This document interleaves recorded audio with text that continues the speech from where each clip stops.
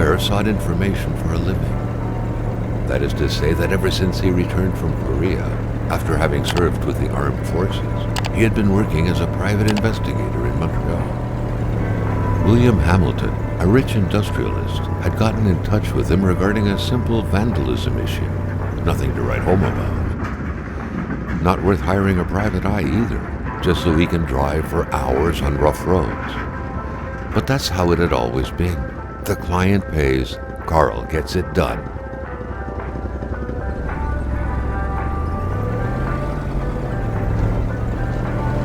They had set up to meet at the general store, his client's business. Well, actually, the entire village had William Hamilton's name written all over it.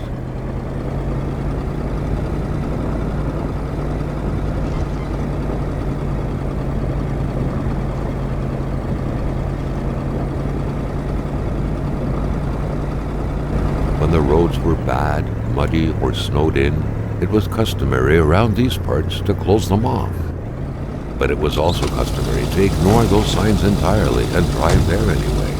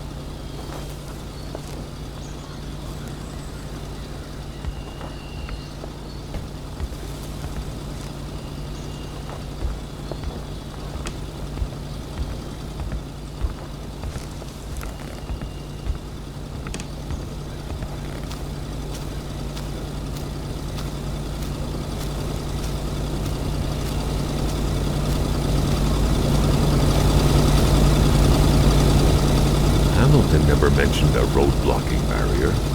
Why was it needed here in the back of Beyond? That would, however, be a mystery for another day. Carl had waited long enough for someone to come and raise it. Hamilton is waiting for Carl in the general store. It was time for him to get down to business.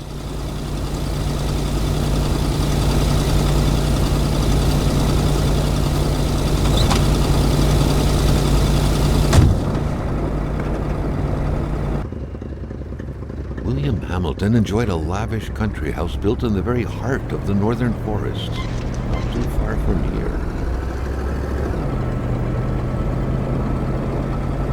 The local populace was divided when it came to the affluent man. Some saw a wealthy philanthropist dedicated to improving the region's economy.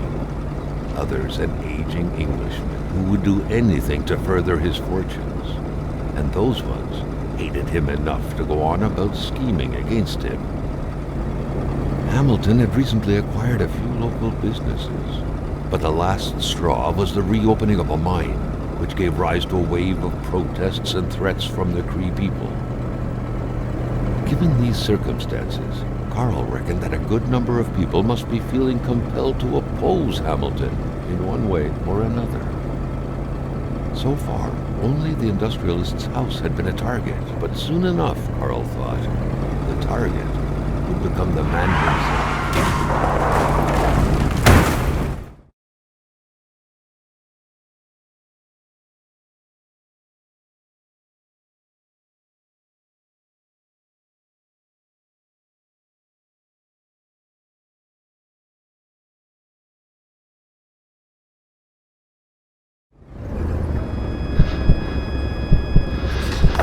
Carl needed to get out of there. The cold and the pain required urgent care.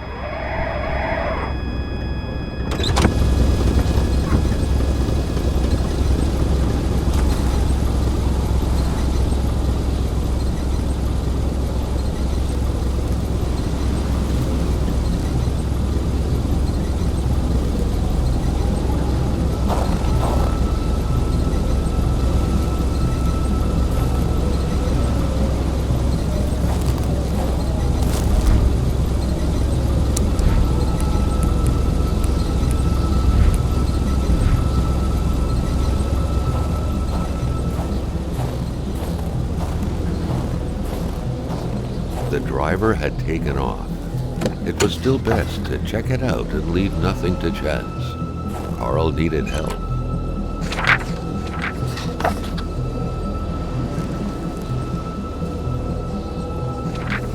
Such heart-wrenching Nordic poetry that was. But Carl didn't care much about flowery language.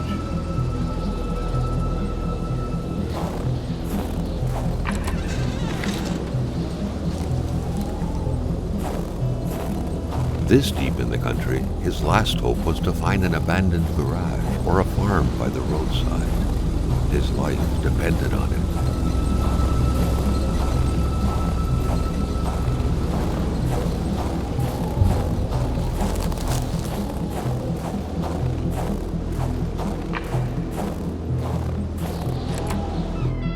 Complaining was not in Carl's nature. It would take more than light injuries to interrupt his investigation. Even better than he had hoped, Carl Faubert had succeeded once more and was now on his way to new adventures.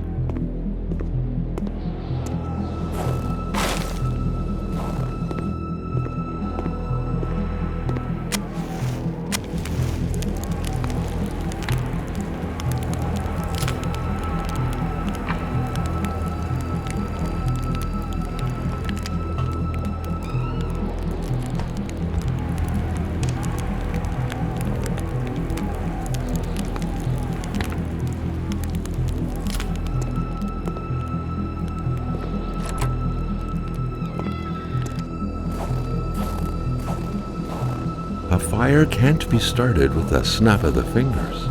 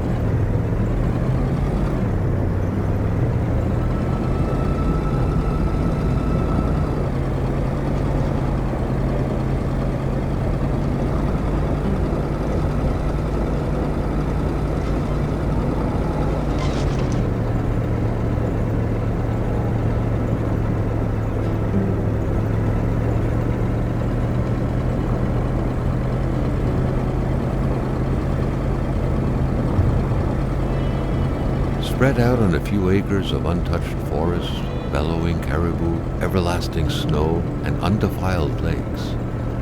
The Manistan region was no tourist hub. It was said to have been populated for millennia by Cree people, and ever since the industrial era, by the metal mining industry.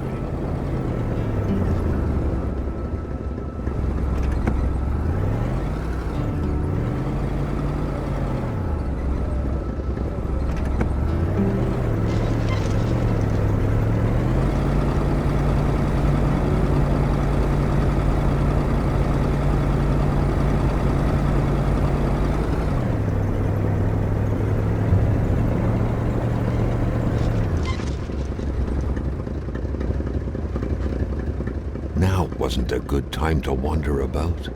Hamilton was still out there.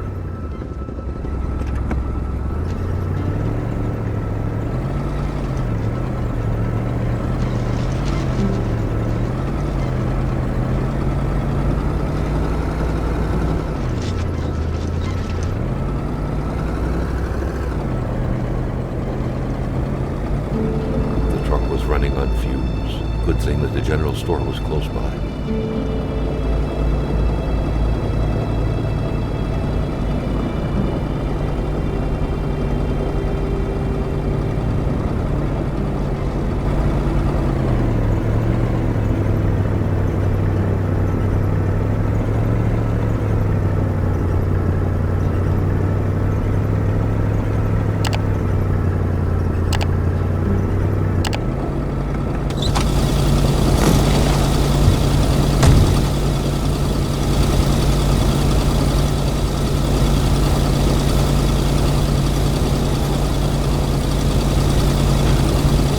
Something fell to the bottom of the rocks. Carl had no trouble recognizing his employer. He had been killed. There was no need to be a detective to figure that out. But only a detective could have noticed that the killer had to have been very close, that the fatal blow had been given before the victim even realized.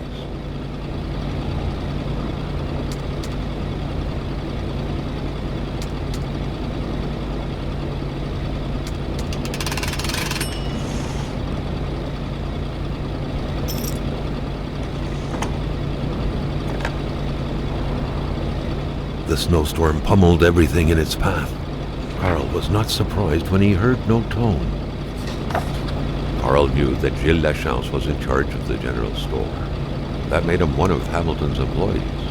A very angry employee, as Carl could plainly see.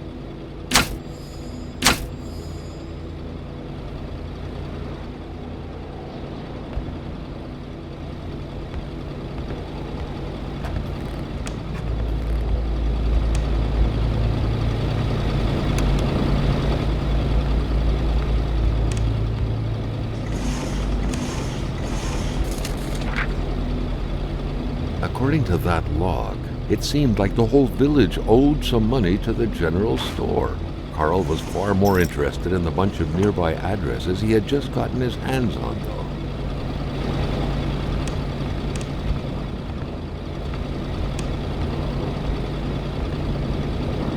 though. A radiator without power is as good as a wood stove without logs.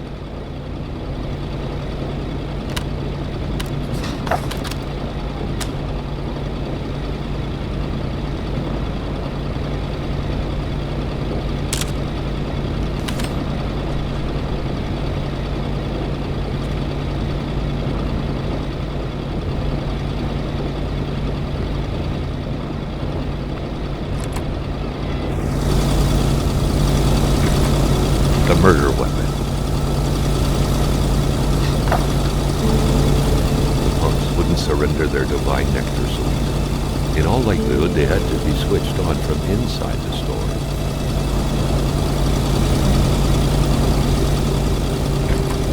The milkman had to drive by every week to fill the bottles. The fresh milk indicated a recent visit.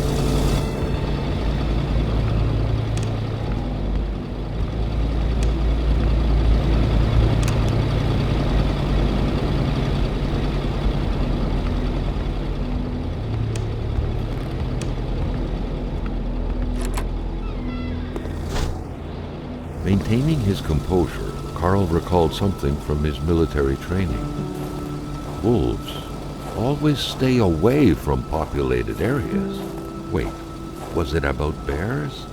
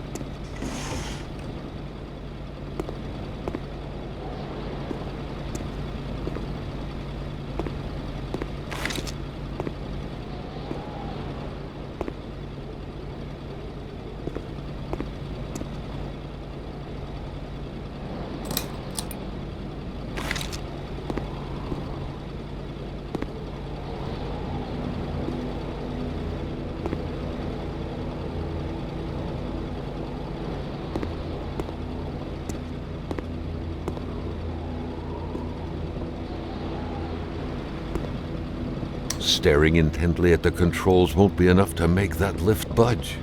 The poor thing was out of power.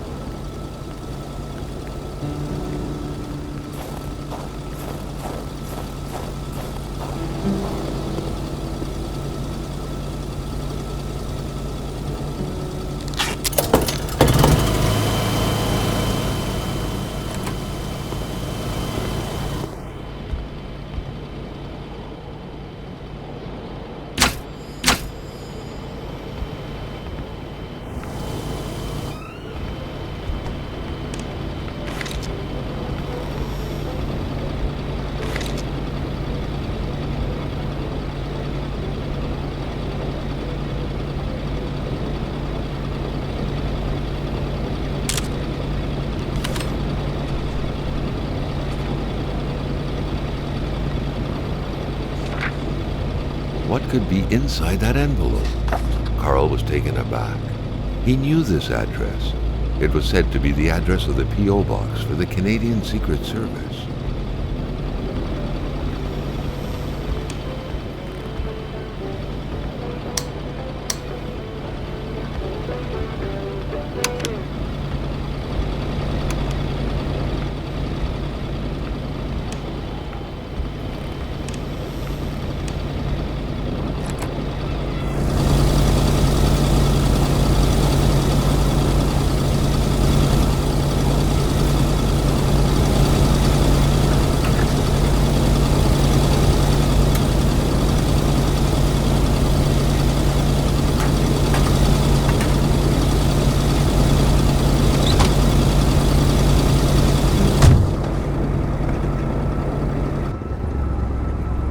Carl knew straight away where to find the infuriated Gilles Lachance. Any good investigation would have to start there.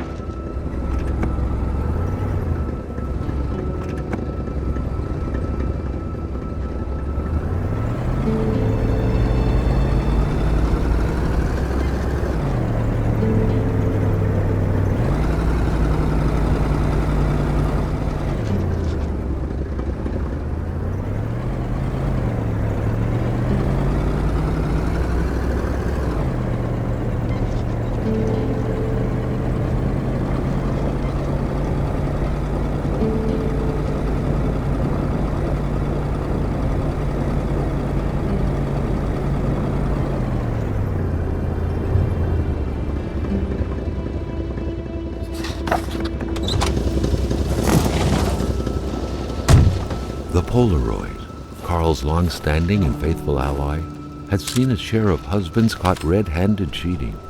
There's always something out there waiting to be snapped away. The track was fresh. That meant the car sunk down just a little while ago. Now where the hell could the passengers possibly have gone?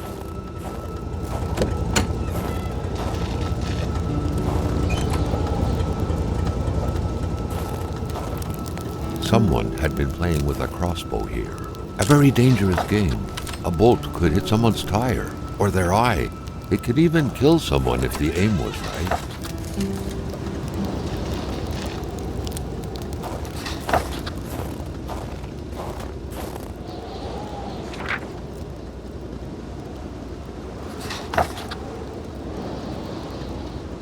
Someone must have dropped this in a hurry, but whoever did was heading into the woods. Carl's tracking instincts were quickly kicking in. Carl was used to strange phenomena, but a chunk of ice like this, as if an iceberg came out of the ground, that was a first.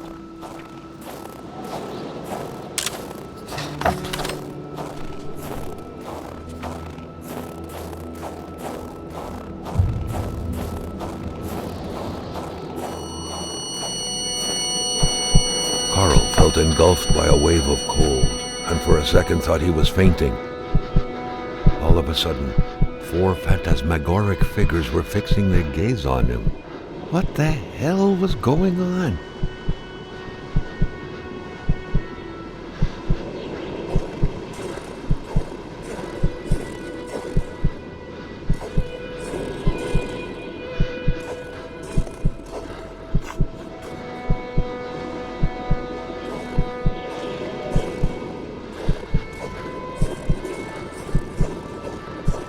The further Carl moved away from the ice block, the more his senses came back to him.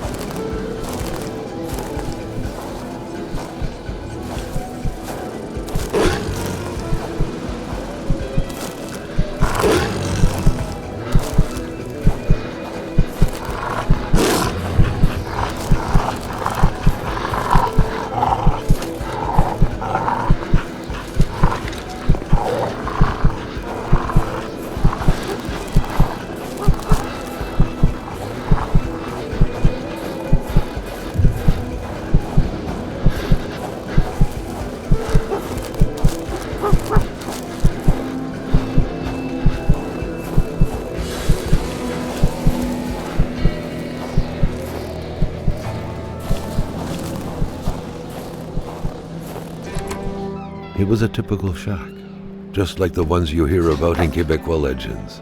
Local lumberjacks used it to rest and twice a day heat up their pea soup.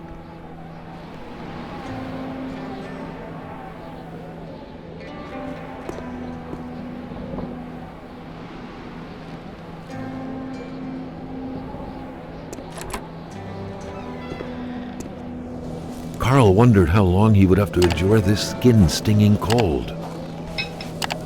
An axe, not too shabby, Carl felt he needed to protect himself.